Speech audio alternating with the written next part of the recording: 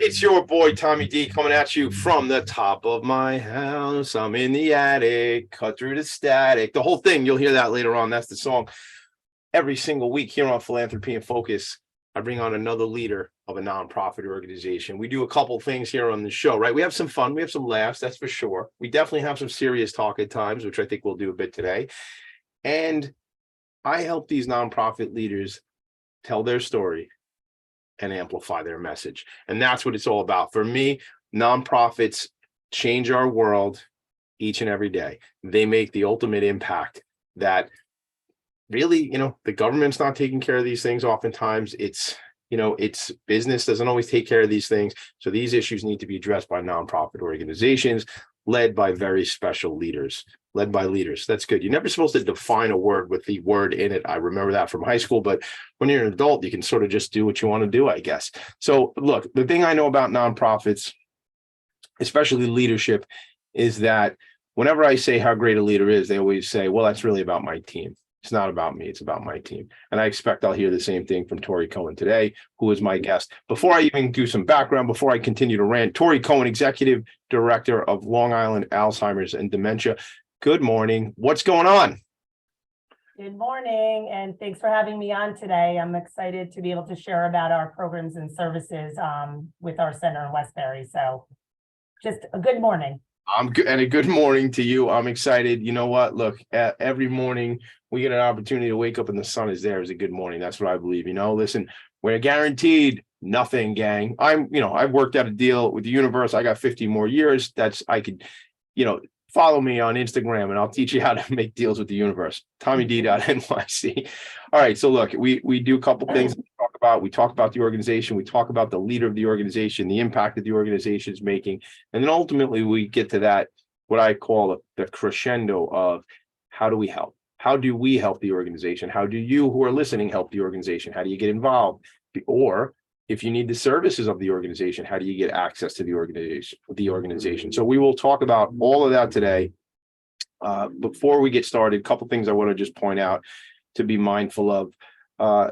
We do the show live on Facebook. It streams live on talkradio.nyc and goes on all the podcast platforms. So I say this, the next information may be dated whenever you find this, but right now, as I sit here, January 20th, 2023, the New York City Imagine Awards applications have just become available, nycimagineawards.com.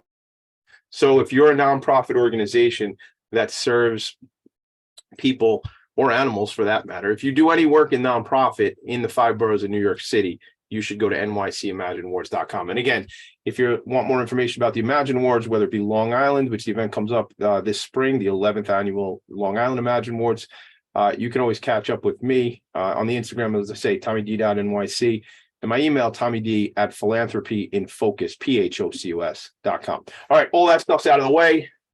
Tori Cohen, let me read a little bit of background on the organization. The organization's been around since 1988.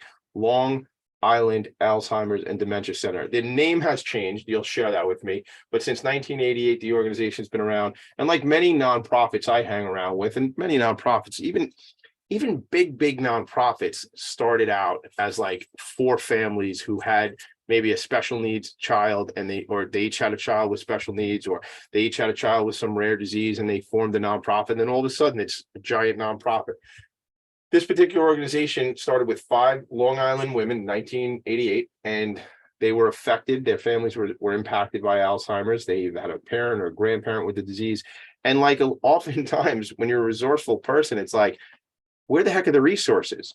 They're not there. Oh, well, then I guess I got to create the resources. I got to turn this into the thing, right? Right, Tori, that's kind of what happens, I see in the beginning. Before you even jump in, I just want to say one last thing. You've been with the organization since 2003. You have a background in geriatrics as a senior social worker at NYU Medical Center. I'm going to stop there. I'd rather you tell me your story than me read it off the page here. So let's just jump into it. I'd love to hear sort of, I said this when we talked earlier in the week, how, was there something that drew you specifically to nonprofit work, as I would say? And you said not exactly that, but something drew you to this particular work. You want to start with that if we could? Sure. So with my background before this organization, I was working at the NYU Medical Center in the city. And I feel like in the work there, it started to just become more and more apparent. A lot of people coming in with one issue, and then while they're in the hospital, someone saying, well, you know what? Is their memory, okay? Has everything been okay? It's just now, they might be coming in for hip surgery. And then the next thing you know, they're noticing other symptoms that they might not have noticed before they came in for surgery. A lot of that was going on. And it started to make me think, look, this disease, this Alzheimer's is going to start to become a much bigger deal sooner than later. And that's what ended up drawing to me, this organization to me. I was living in the city and I moved out to Long Island. So yes, going into the city after a while, I was like, well, maybe I could take a little break, but it was the disease that really brought me to this nonprofit back in 2003. And this organization, when it was started, was really, again, just a resource center, people calling for information, and then a little day program in the mix of it at this center in Port Washington. So it really was something I was really interested in. We knew even at that moment, there wasn't really a magical pill that was going to save anyone. So it was, what can we do in the meantime while we're waiting to get a cure? Yeah. So let's go back for a second. So you said it started out as exclusively a resource center. What does that exactly mean? So if someone was calling up and they wanted to know a home care agency or a great neurologist in the area, we had a full book of tons of resources, because we know it's so overwhelming when someone is worried about something going on with themselves, a loved one, neighbor, a colleague, whatever. We were there to be able to say, look, we have these 5 neurologists we know very well. Here's their numbers. Why don't you give them a call instead of them trying to figure out who they can, go see. Any type of doctors, home care agencies, nursing homes, people that can come into the home and clean their teeth, anything that you can imagine we had in these books, which is something. It was a book? Yes, so we actually had a big binder. It was amazing. And always tried to update it, and always open to having people also come to the organization to talk about their company on whatever it was, or if it was a doctor. Just being there to help people navigate this journey, which is really, what we want. I love that word. I use it a lot. Navigate. I mean, somebody in my family just had something going on last week, and running this on your own, while 2 parents are working and trying to call doctors and this doctor and that doctor, and it was just kind of difficult. One doctor had one scenario, one doctor had another scenario, the third doctor said you got to go do that, and it kind of got gets frustrating. I know there's certainly care advocates and people out in the field that are specifically in geriatric care, but also, with people with intellectual developmental disabilities, or really just any of us who are not ourselves necessarily navigators. And I'll just kind of, as a quick aside, one of the things that drew me to the nonprofit space was a focus that we have professionally at my agency. So we own a firm called Vanguard Benefits. And a lot of the conversations we're getting in with our clients is around bringing them different resources. And, whether it be, benefits, meaning we do group health insurance and ancillary benefits for small businesses with focus on nonprofit. And, it's like care advocacy, care coordination, these words, we have to really consider as consumers, in making our own decisions and figuring things out, and being an educated consumer versus just, I got the benefits, I got the card, I'll just go to the place and that's it. We have to make our own decisions. And that being said, not the easiest thing to do. I see you smiling a little bit. What do you got on that one? Yeah, because I think that is one of the most important things. Like you're talking about benefits. It could be someone in a doctor's office with their loved one, even the caregiver, like we say, if it's a spouse or an adult child, which we say the sandwich generation. Yeah. There is so much information to be had. And there is only so much you could be taking in when you're, in a sense, sitting there worrying about your loved one that is possibly affected. And wherever you could be, I always say for us, we can at least say to the caregiver, when you were in the doctor's office, did you make sure you told them what happened last week about this or that? And it happened just the other day here that we had a participant, we call them participants at our daycare program, which I know we'll get into our programs, but he was having a really difficult time. He's a younger person that has Alzheimer's, and it was very hard to manage him here, and it was hard for him to be managed at home. And one thing, it ended up happening after we had a consultation with the wife and really checking in. I don't think that she was giving the full story to the doctor. I don't think the doctor, look, everyone's rushing, doing things quick. It ends up to be that she wasn't able to have given him enough information, that he went back to the doctor, was put on a different meds to see if this is going to help with behaviors. Also, just feeling like we're here to point out these things. These are the things that are also happening here to his wife. Are these the things that are happening at home, and redirecting and really trying to guide them, because we can't really expect, as much as we educate families in the community about this, it's still when it's happening to your own self, it's hard to look past that. Like you say, it's more, sometimes you're like, well, he always did that, or she always did that. And I didn't think that was a big deal, but we're here to be able to help them. Well, this seems normal. This doesn't seem normal. Here are the resources. You need to have a good advocate, if it's us or other people in the community that really do that and go to appointments as well. Yeah, all that I agree with, plus. And then I'd say, the thing is, these are emotional times. I mean, if this is someone, if someone is individually going through this is a challenge. Your life is now changed completely, right? Different trajectory. And then again, the spouse or adult, or maybe not adult children. If you're telling me young people, I want to ask the age of people that can get this, Alzheimer's, when it can start, if it's early onset.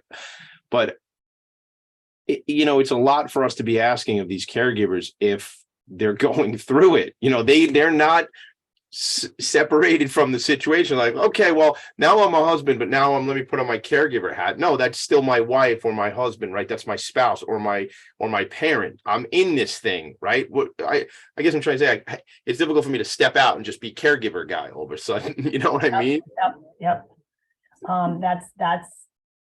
That's why, and look, no one knows in their life when something like this can happen, and everyone has the capabilities of being able to handle so much. So right. Even like you say, even in families, there could be one child or a few children, and it's whose role and who's going to take care of what, if it's their parent, take away if it's their spouse. And that's what's always really intriguing too, because one might get mad at the other for not being able to handle something. Well, you know what?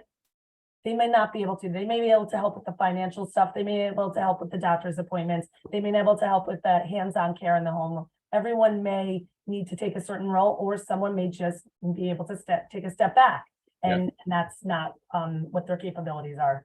Yeah, and I'll tell you this, just for I love that you called out the sandwich generation, which is, I always get a kick out of the sandwich generation, because I have a friend of mine who's a financial advisor, my buddy Drew Picard. He's down in Florida, and he always talks about the sandwich generation. He does a lot of work in for those of us who are in the sandwich generation. And I laugh because I just turned 45.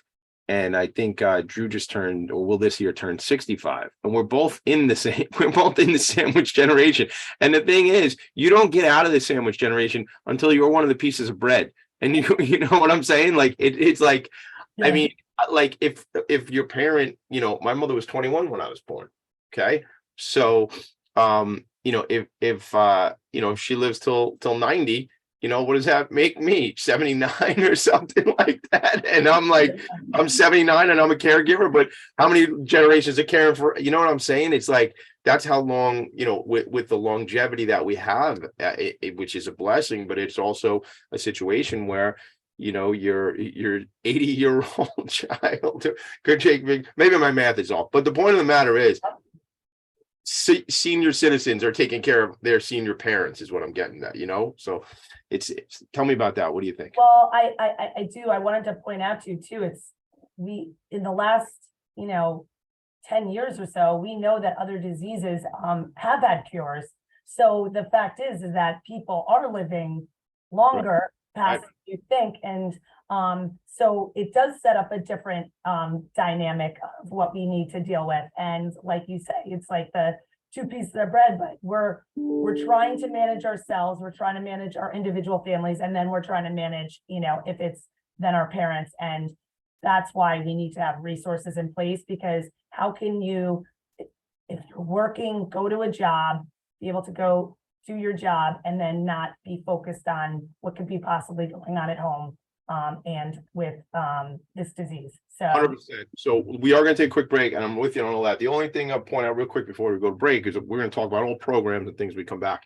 But the thing is too, there's employers need to be mindful of what your employees might be going through. And this goes to the whole mental health conversation, which may or may not get into today, but it just goes to the point of we need to be mindful of our people, of our associates, because people are going through stuff. And then there's an opportunity to bring in advocacy organizations, resource organizations like yours to the employer side, which I think, right, I love that, because because our business works in tandem with HR departments. I think there's a lot of cool stuff, which you and I could talk about probably another time, or maybe today. We'll see how it goes. All right, let's just jump to a commercial because we're late for that, but that's part of the show. That's how I do it. Let's run to a quick commercial break. We'll come back. Let's dive in when we get back, Tori, into programs, impact, some anecdotal stories. How's that sound? Perfect. All right, we're going to commercial. Your boy, nonprofit sector connector guy, right back. Are you a business owner? Do you want to be a business owner? Do you work with business owners? Hi, I'm Stephen Fry, your small and medium-sized business or SMB guy, and I'm the host of the new show, Always Friday. While I love to have fun on my show, we take those Friday feelings of freedom and clarity to discuss popular topics on the minds of SMBs today. Please join me and my various special guests on Friday at 11 a.m. on talkradio.nyc. Are you a conscious co-creator? Are you on a quest to raise your vibration and your consciousness? I'm Sam Leibowitz, your conscious consultant. And on my show, The Conscious Consultant Hour, Awakening Humanity, we will touch upon all these topics and more. Listen live at our new time on Thursdays at 12 noon Eastern Time. That's The Conscious Consultant Hour, Awakening Humanity, Thursdays, 12 noon on talkradio.nyc.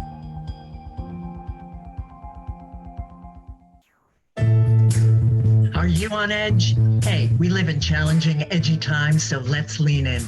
I'm Sandra Bargman, the host of The Edge of Every Day, which airs each Monday at 7 p.m. Eastern Time on talkradio.nyc. Tune in live with me and my friends and colleagues as we share stories and perspectives about pushing boundaries and exploring our rough edges. That's The Edge of Every Day on Mondays at 7 p.m. Eastern Time on talkradio.nyc.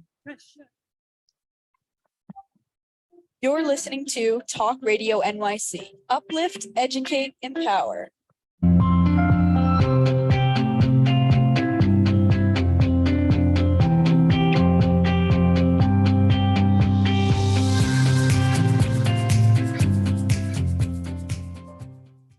Nonprofits need connections to move in good directions. So cut through all the static. Join Tommy in his attic. Every single Friday, I head up to the attic. In fact, I head up to the attic all the time. But every single Friday, I head up to the attic specifically to do this show, Philanthropy in Focus, and really highlight the work that nonprofits are doing. Because I believe that that's my mission. I believe that's my role. That's my job as nonprofit sector connector. Yes, I did make that name up myself, but people call me it now, so that worked. But as that nonprofit sector connector, it's my role to make the connections. In fact, I had a friend of ours in the office. She does Medicare and individual health insurance. And I think, Tori, I might have mentioned her to you, my friend Ruth Lynn. I'm going to connect you all. We should have a meeting. We should have a coffee meeting because I like to drink coffee. In fact, one of my sons always says, if I meet somebody in the neighborhood, like a new friend, like a parent, just like somebody in the neighborhood, whatever, it's like, what are you going to do, Dad? Invite him for a cup of coffee? It's going to go have a cup of coffee? I go, probably. You're right with that? Learn to have coffee and then you can have these meetings too. So we'll do that.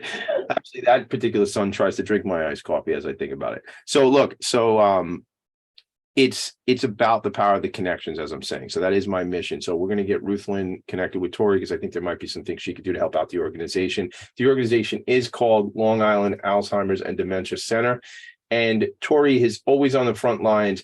I'm reading from my notes. She's community and professional education, getting this out there, all about cognitive impairment. She's always sought after with regards to issues for memory loss. She's been interviewed in publications and broadcasts such as WBAB here on Long Island, in Newsday, as well as Long Island Business News, and now with your boy on Philanthropy and Focus. All right, Tori, talk to me about the organization. We talked background in the first segment there. Let's talk about programs. Let's talk about, evolution. Talk about over 30 years, there's been some changes what the organization delivered. You had mentioned the other day, even just the logistical move from where you were physically, the office, to where it is now. I felt like that was a catalyst, and there was a story there you wanted to tell me the other day, but I said, no, Tori, don't tell me now. Wait till Friday. Oh my gosh. Well, yes. So what you said in the beginning, when this organization was started in 1988, we were there till 2016. The issue that we had is we loved Port Washington. We loved serving the community there, but we really were so far away from the highway that in the way the organization was changing and evolving, we wanted to be more accessible to other people in Long Island. Look, that's what you want your mission. You want to be able to serve as many people as you can. So in discussions with board and community and this and that, and also other community organizations that we want to partner with more, we weren't able to partner with a lot of people, because if they're talking about our resources and then they're like, you're coming off the highway and you'll get there in 25 minutes. It's a pain in the neck. I live up on the North Shore of Long Island. For those of you who are finding us who don't know Long Island, like I'm 5 miles north of the LIAD where I live, 5 miles. It's Port Washington, knowing where you guys were, that's even more of a pain in the neck, just trying to get up that way. Yeah. So Westbury, centrally located, north and south, middle of the road, right? Nassau County, right? Makes a lot of sense. So that was the decision. So when we moved to Westbury in 2017, a lot of changes started to happen. And the fact is that, as I said to you, we started as a resource center and a day program, which was helping people in later stages.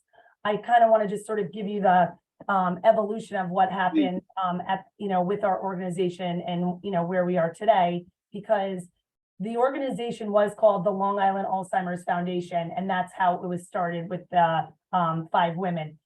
What happened was that people thought we were an organization that gave out money. They weren't understanding what our services were. Yeah, because it had the word foundation in it. Yeah, exactly. Right. And there was a reasoning behind that, because they wanted to be able to do what they were doing in Port and other places, and they thought they were going to be able to be giving money out, but that's not how it all ended up coming down. So in the midst of our move, one of the things that was super important to me is that we're making this move and we really want to make ourselves known. People really did not know about us at all. We're a small grassroots nonprofit organization, not tied to a national organization. All funds raised come to our center. We're different because we have hands-on programs and services. Everything we do is hands-on. Also, what makes us unique is that we're not only serving the people that are diagnosed, we're serving their caregivers, which obviously is super important, because you can't have just someone who's diagnosed without taking care of their caregiver. If you don't have the caregiver around, then who's taking care of the diagnosed? So yeah, let me interrupt you 1 second. I have to, because I had a friend of mine, Elisa, who was on the show a couple months back from Nancy's house, and I'm looking for it real quick because I want to make sure. Her name is escaping me right now, Elisa's last name, but I want to make sure I call it out, because the organization, what the show was about taking care of caregivers, where we talked about self-care is not selfish. And I think Elisa Lewin, Lewin, the website is nancys-house.org, but I'll share it on Facebook too, nancys-house.org. And Elisa's entire organization. She has an incredible story. It's somewhere in the archives of Philanthropy and Focus, everybody. But it's all about that we need to look out for ourselves when we are caregivers, Tori, right? Sandwich generation again. And we need to look out for other people who are giving care. And again, I think I'm creating something in my head because it goes back to my point about HR departments again, that they need to be aware that many of us end up in this caregiver role, whether it be full-time caregiving or, just a sick spouse or somebody who's dealing with something, long-term or something that's more short-term. And that becomes a big responsibility for us. So I thank you for realizing as an organization, and not realizing, but highlighting that focus on the caregiver as well.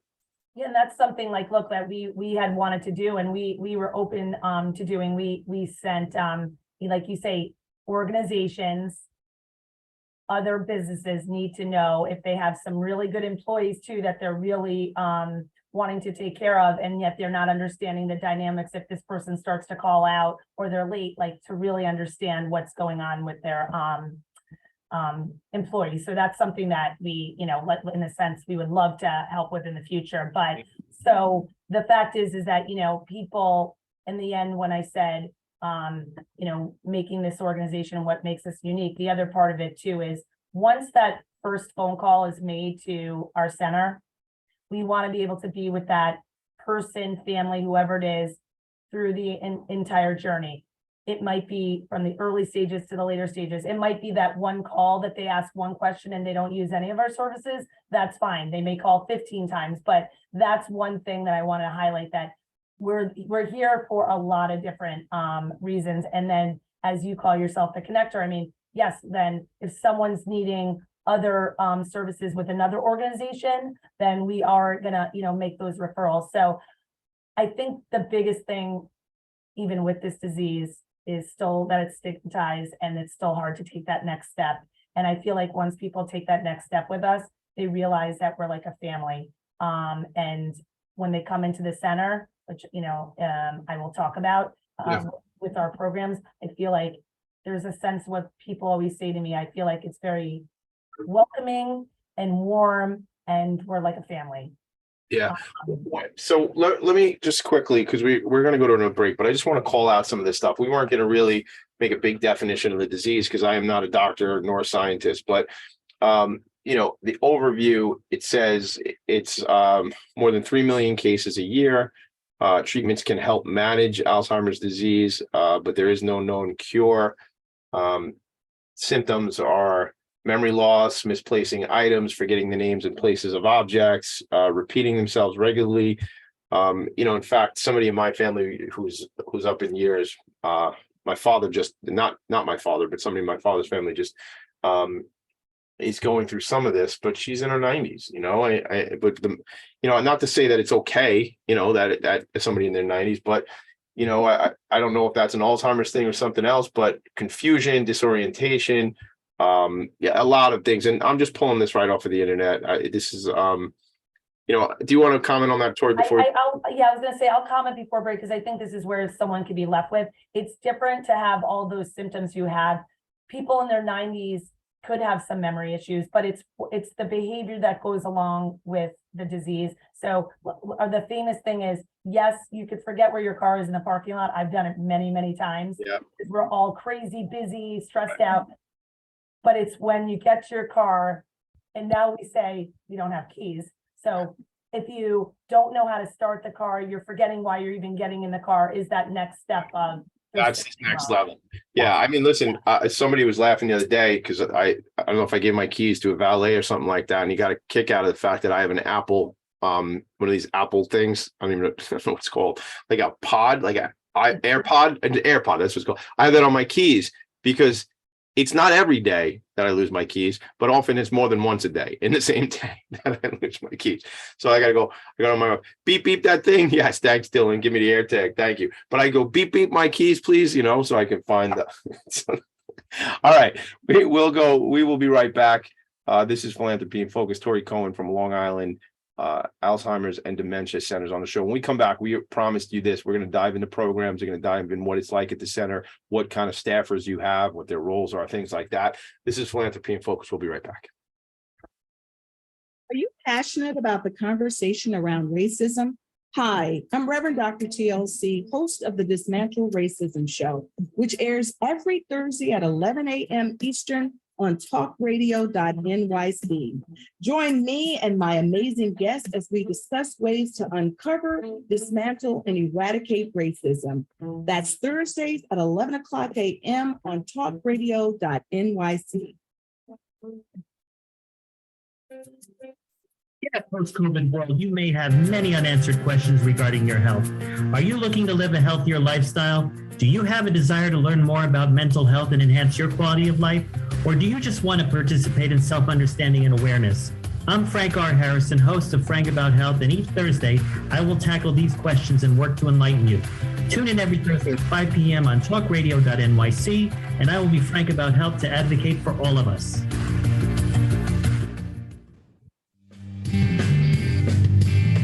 Hey everybody, it's Tommy D, the nonprofit sector connector, coming at you from my attic. Each week here on talkradio.nyc, I host the program Philanthropy and Focus. Nonprofits impact us each and every day, and it's my focus to help them amplify their message and tell their story. Listen each week at 10 a.m. Eastern Standard Time until 11 a.m. Eastern Standard Time, right here on talkradio.nyc. You're listening to Talk Radio NYC at www.talkradio.nyc. Now broadcasting 24 hours a day.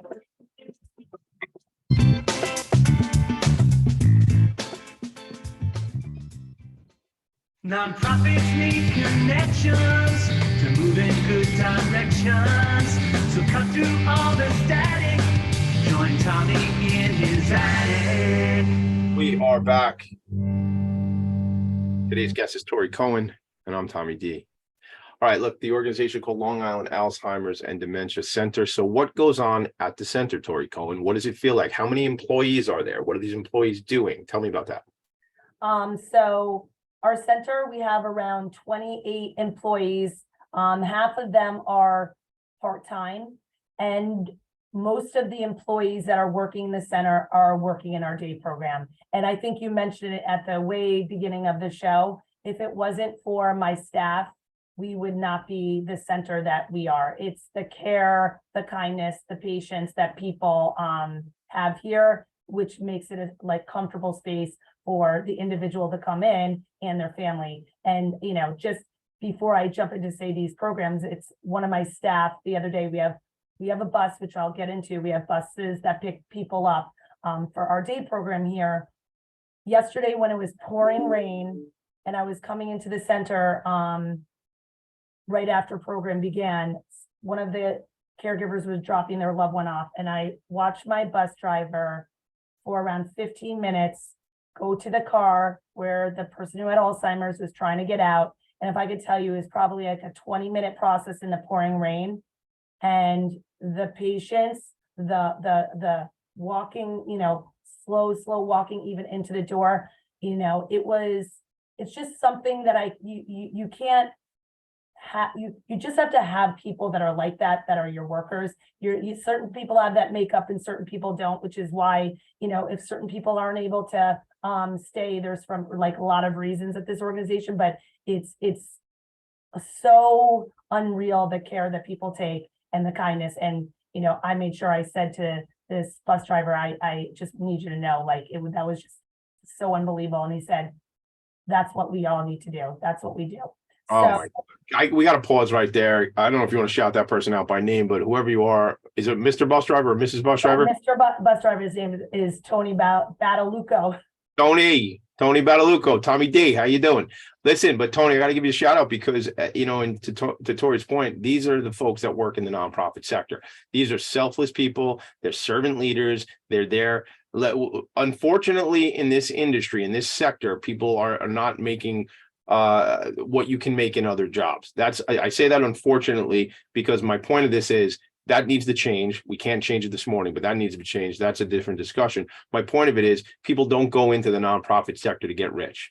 People go into the nonprofit sector because they want to make an impact. They want to make a change. And oftentimes, back to Vanguard benefits, we're often in these conversations with nonprofits that want to find ways to do whatever they can for their staffers. And I don't know if I misread what you said there, Tori, but it's, you know, your point about, like, you know, sometimes people leave and people leave organizations, and and you lose these incredibly special people that the sector should not be losing. Organizations should not be losing these people. The people want to be there, but at the same time, especially here where we live, people need to make, the wage and have an income that they can survive. We don't have to get into that topic now, but I just know that is something that is certainly important to our sector.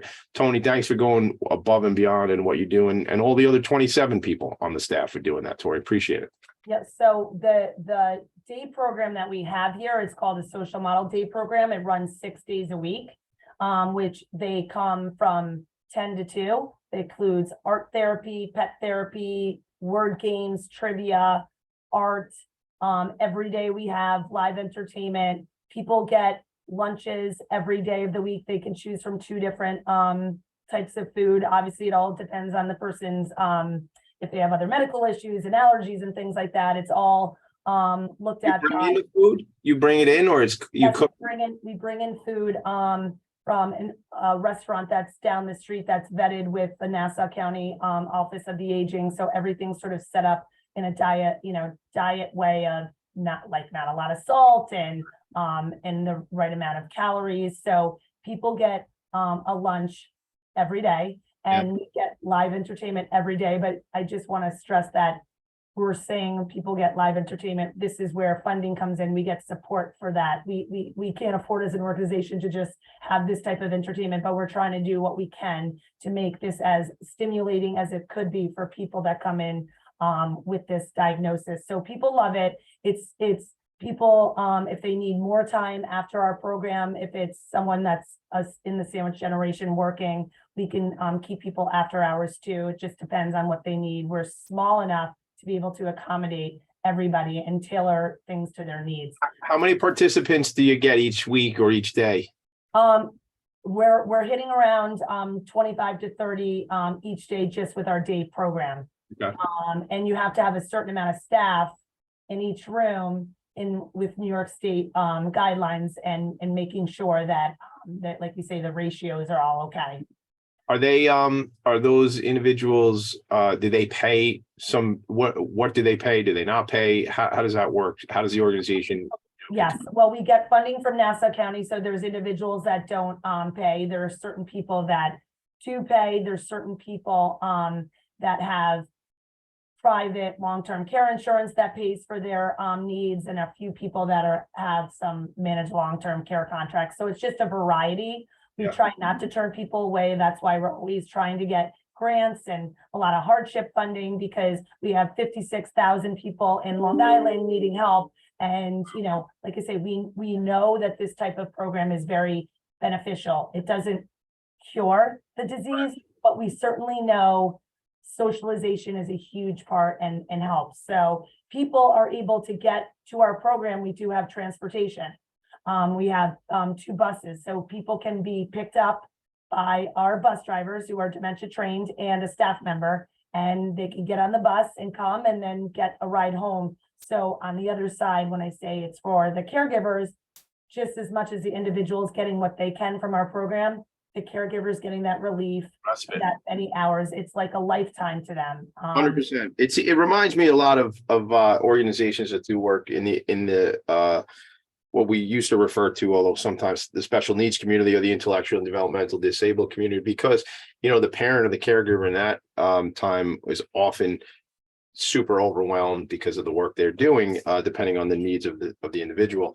So I want to just a couple things I want to point out. First of all, art therapy. Want to talk about it. Maybe we'll talk not today, but you and I, because I want to get you hooked up with the Spirit of Huntington Art Center, where I'm a board member. They do great work and they can come on site and do some things. They're nonprofit organization. I want to hear about this pet therapy thing, because I also sit on the board of Horseability. And now, have you ever had horses out there?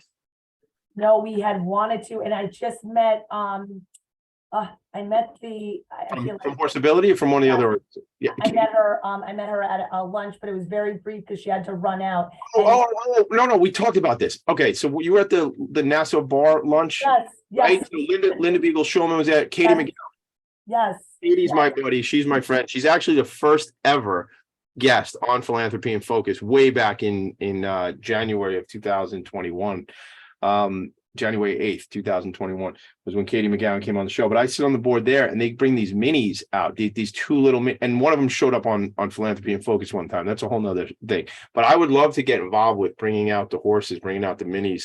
And I'm going to just say, I know Horseability can make it happen. Can we make it happen on your side? Oh, I absolutely. I mean, what I was just going to say before is that we were in touch and then COVID happened. And then, that was like, they took away a bunch of years and it was like, we just needed to come back to the center and get things started slowly. But it was just like that. I mean, look, here's the connection in small world that we. This is how it happens. It's done. I'm going to make it happen. We're going to make We're ready for the horses. We're ready for the minis. Being recorded, everybody hold me to it. We're bringing Katie. If you're listening, I'll text you in a little while, but we got to get these out there. And again, you're in Westbury, where Horseability is on the campus of SUNY Old Westbury, my alma mater. So this is an easy thing. This is like, I might go get the horses now. No, relax, Tommy D, settle down. Don't get the horses now. But like, this is the kind of stuff we can make happen. It's certainly Spirit of Huntington Art Center. So we, I think we're going to break in a couple, not just yet, but I want to just talk about what do you have a development person on your team, or is that really a role? Meaning, for those of you who are not familiar with nonprofit, when I say development, the person who goes out and gets the grants, makes the sponsorships, makes the relationships, is that really in your world, or do you have somebody that does that? I was going to say yes, and I do though because our day program is our biggest program, but we definitely have other programs that I want to make sure that I highlight. Go back to programs and we'll talk about development when we come back. I'll do a quick thing. So we have the day program, we have an in-home respite program, which is a worker goes to the home to provide relief to the individual who has Alzheimer's, and the caregiver can go out for 2 hours. That's a really, really special, unique program that people love, and we serve people in Nassau County. On the other side of it, for the caregivers, we have support groups for spouses, adult children, the bereaved. That's something that's super important, run by our licensed social workers, virtually and also in person. Something that happened, and like you say, it's going to be hard because there's so much to talk about. Before COVID, now COVID, mental health, just because we're talking about Alzheimer's. We started counseling services here run by a licensed social worker. So someone who needs more help and more care, regardless of resources and stuff, we have those services to be able to help people and have one-on-one sessions, which is super important. And then people that just need more education, more caregiver trainings on many different topics. We can't handle it.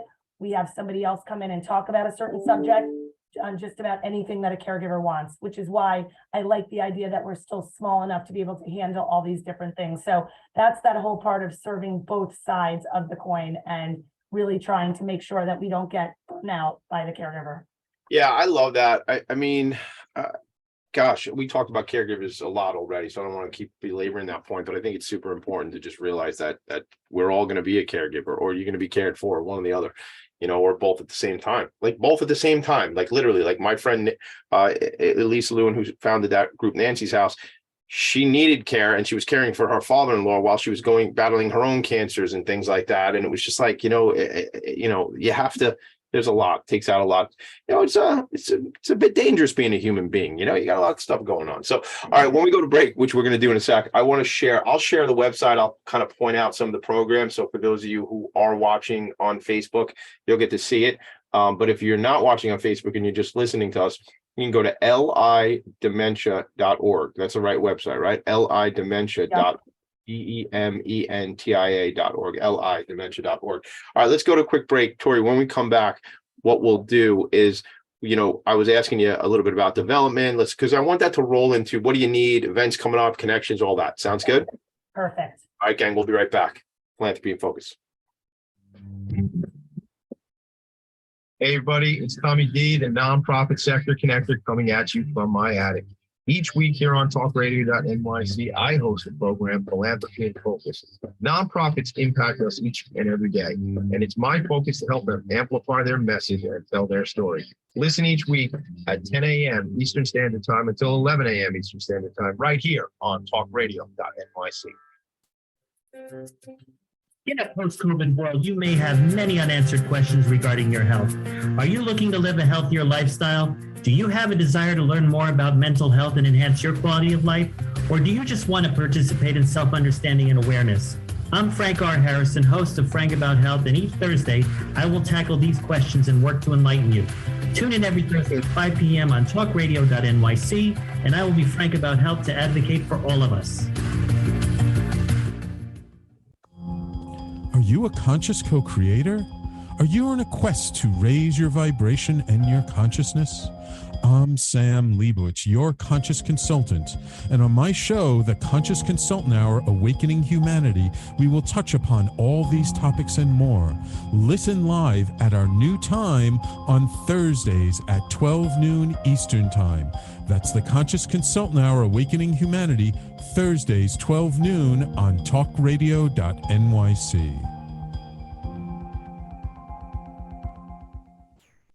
You're listening to Talk Radio NYC at www.talkradio.nyc. Now broadcasting 24 hours a day.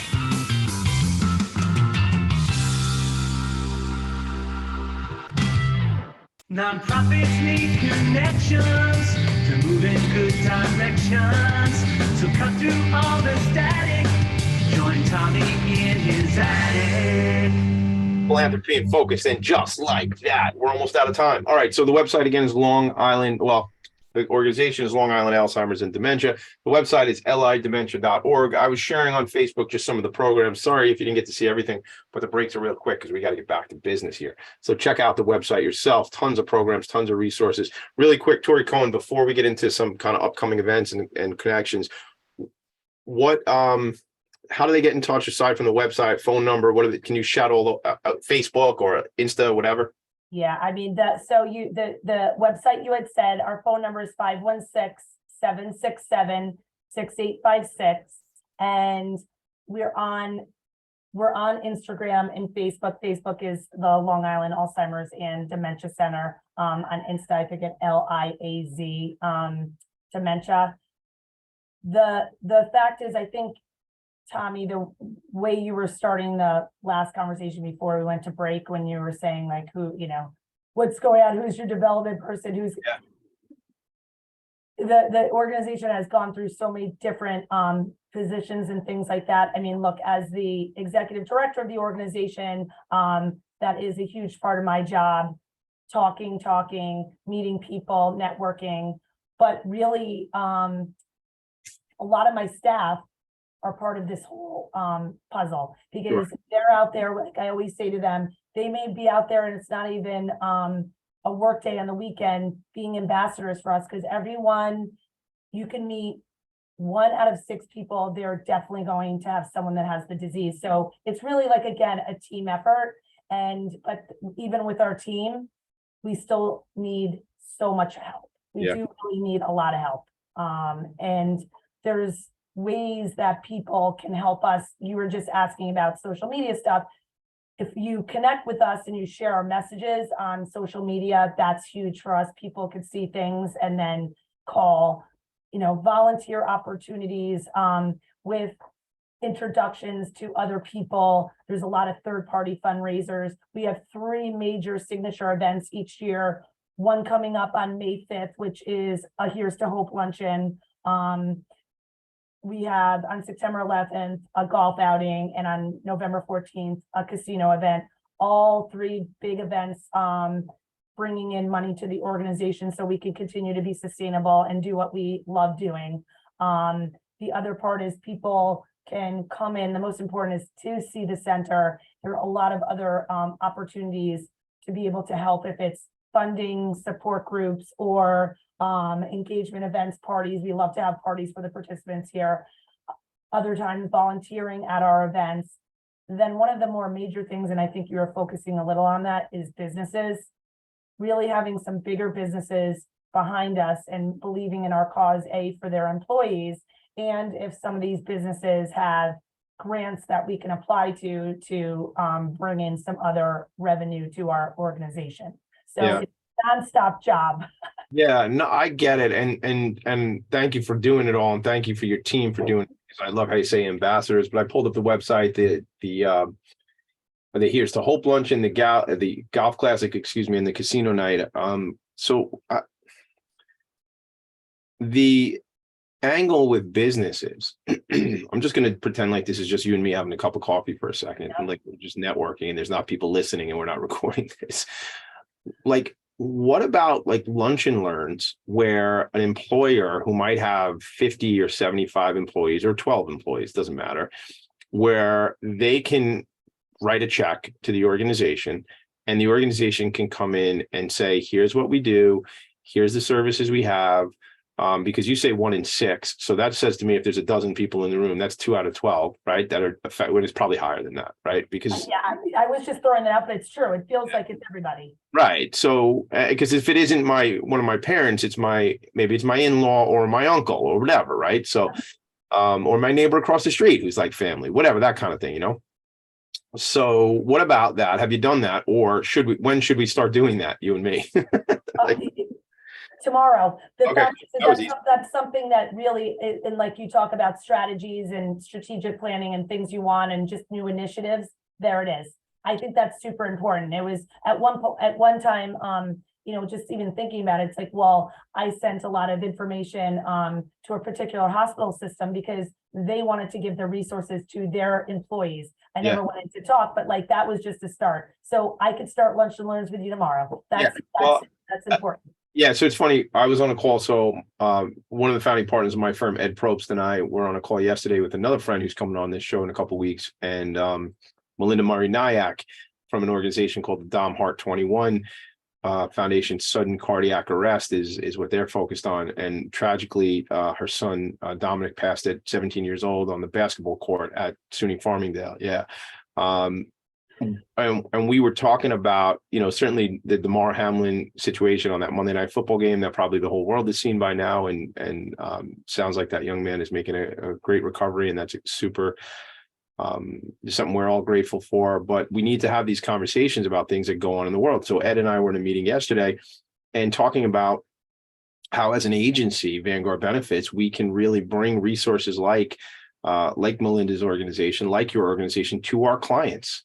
We have a few hundred businesses that we deal with, and as a give back and a sort of, again, it's on brand. We just redid our brand. It's called Vanguard Benefits. It used to be called Vanguard Insurance Agency, but Vanguard Benefits YOU is our website, and it's totally on brand with what we're trying to do. Is be totally connected to the nonprofit sector, but bringing different resources to our clients. So this is like a no-brainer for me. Like I'm not going to get over crazy, and there's people listening, but I don't see a reason why we can't do a whole bunch of these, bringing you in to meet with leaders of organizations. In fact, it's my passion. It's a whole other angle of what I want to do, when I'm old and gray, but, or maybe not that old, maybe not that gray.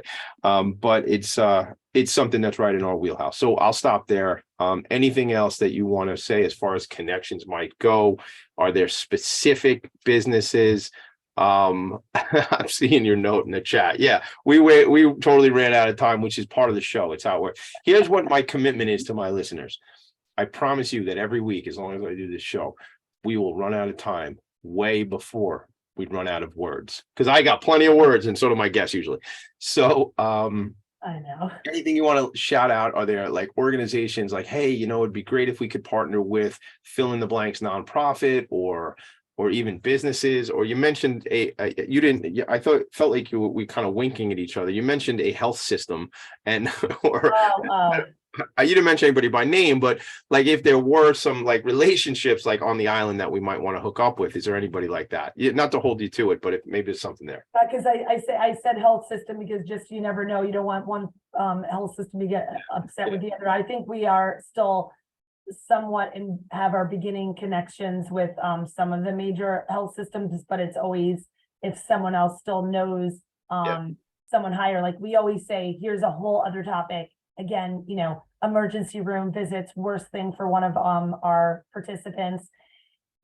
All the new, like this was something that we had talked about with one health system, like before COVID, like is all the newer doctors really aware of these dynamics of when someone's brought in with Alzheimer's and then with their loved one, what that really means and what it takes. And it's one of the hardest things that we always say, please try to stay away from the emergency room if you can, for a lot of reasons. And also for the hospital, it's like, once someone goes into the hospital, there's a lot of things that happen, but just educating, new doctors, educating EMT, that's a whole other part of, you come to someone's house who's calling for an emergency and how you approach someone with Alzheimer's in their family, because you're thinking, let's say if we had someone, they called for help and the Alzheimer's person's aggressive, we know they don't mean to be aggressive because they can't help it, and that's why their loved one called, but someone might be a little bit even more aggressive with the person and scare them. I mean, there's so much to understand.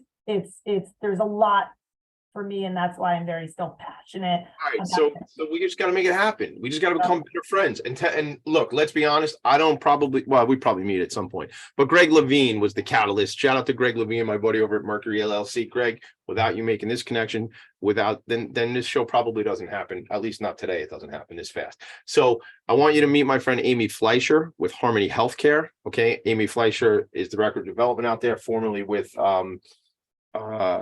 Lish, Long Island Select Healthcare. Oh, I know Amy Fleischer. So you know Amy, so we got to make that.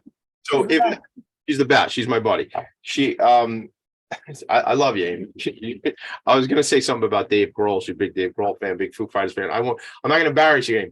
All right, so look, we will leave it there. Next week on the show, Venture House, which is one of my clients. They run a clubhouse setting for people living with mental illness.